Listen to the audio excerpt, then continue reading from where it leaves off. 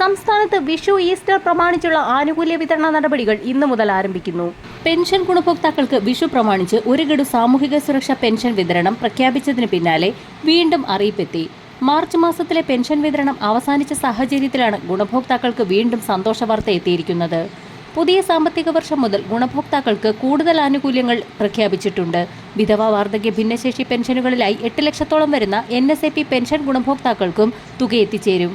8.46 ലക്ഷം പേർക്ക് ദേശീയ പെൻഷൻ പദ്ധതിയിലെ കേന്ദ്രവിഹിതം കേന്ദ്ര സർക്കാരാണ് നൽകേണ്ടത്. ഇതിനു വേണ്ടുന്ന വിഹിതം സംസ്ഥാനം മുൻകൂർ അടിസ്ഥാനത്തിൽ അനുവദിച്ചിട്ടുണ്ട്. ഈ വിഹിതവും കേന്ദ്ര സർക്കാരിന്റെ PFMS സംവിധാനം വഴിയാണ് ഗുണഭോക്താക്കളുടെ ബാങ്ക് അക്കൗണ്ടുകളിലേക്ക് ക്രെഡിറ്റ് ചെയ്യുക. സംസ്ഥാന സർക്കാരിന്റെ ബജറ്റ് പ്രഖ്യാപനമനുസരിച്ച് 3 ഗഡു പെൻഷൻ കുടിശ്ശികയിലെ ആദ്യ ഗഡു വിതരണവും ഏപ്രിൽ മാസം മുതലാണ് ആരംഭിക്കുന്നത്. ഗുണഭോക്താക്കൾക്ക് വിഷു കൈവീട്ടമായി 1600 രൂപ വീതം അനുവദിച്ചതായി ധനമന്ത്രി KN ബാലഗോപാൽ വാർത്താ സമ്മേളനത്തിൽ അറിയിച്ചിട്ടുണ്ട്.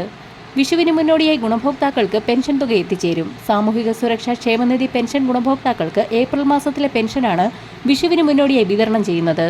ഇതിനായി 820 കോടി രൂപ അനുവദിച്ചതായി ധനമന്ത്രി KN ബാലഗോപാൽ അറിയിച്ചിട്ടുണ്ട്.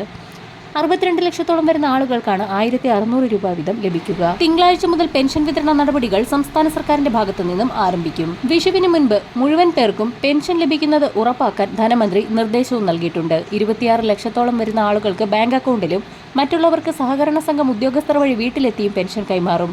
ഏപ്രിൽ മാസത്തിൽ വിഷുവിന് മുന്നോടിയായി 1600 രൂപയും ഇതോടൊപ്പം തന്നെ ബജറ്റിൽ പ്രഖ്യാപിച്ചിട്ടുള്ള ഒരു ഗഡു ക്ഷേമ പെൻഷൻ കുടിശ്ശികയും ഏപ്രിൽ മാസം മുതൽ വിതരണം ആരംഭിക്കും.